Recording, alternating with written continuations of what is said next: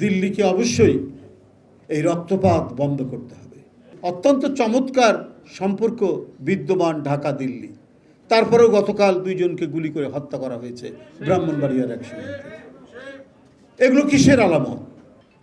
ভারতে নির্বাচন হচ্ছে কি হচ্ছে তাদের নিজস্ব ব্যাপার, এটা সেখানকার জনগণ যে কাউকে ভোট দিতে পারেন, যে কোনো দলকে তারা ক্ষমতায় নিয়ে আসতে পারেন, সেখানে আমাদের কোনো কথা নেই।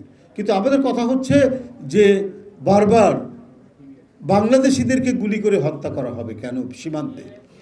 এই সীমান্তে রক্তপাত কতদিন বন্ধ হবে, কতদিনে বন্ধ হবে? এত আলোচনা করার পর এবং এত সুন্দর বাংলাদেশের সাথে ভারতের সম্পর্ক, অনেকেই বলেন যে অত্যন্ত চমৎকার সম্পর্ক বিদ্যমান ঢাকা দিল্লি, তারপরেও গতকাল দুইজনকে গুলি করে হত্যা করা হয়েছে ব্রাহ্মণবাড়িয়ার এক সীমান্তে। এগুলো কিসের আলামত? এটা তো পৃথিবী, এটা তো বাংলাদেশ, এমনকি ভারতের জনগণও তো চায় না যে প্রতিবেশী দুটি দেশ, সেই দুটি দেশ শান্তিপূর্ণ থাকতে চায়। আমরা আমাদের দেশের মানুষ যাকে ইচ্ছা তাকে ভোট দেবে, সরকার গঠন করবে, তারা নিজেদের ভাগ্য নিজেরা পরিচালনা করবে, নিজেরা ঠিক করবে।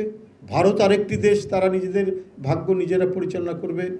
তারা সুখে শান্তিতে থাকুক, আমরা সুখে শান্তিতে থাকব, একটি সৎ প্রতিবেশী সুলভ বন্ধুত্বপূর্ণ সম্পর্ক থাকবে।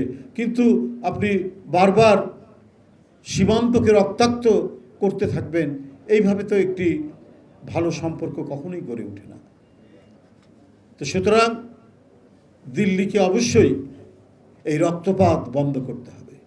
বাংলাদেশের সাথে যদি একটি স্থায়ী বন্ধুত্ব গড়ে তুলতে চান, তাহলে এই যে একটা মানে সহিংসতার মনোবৃত্তি, এটা পরিহার করতে হবে।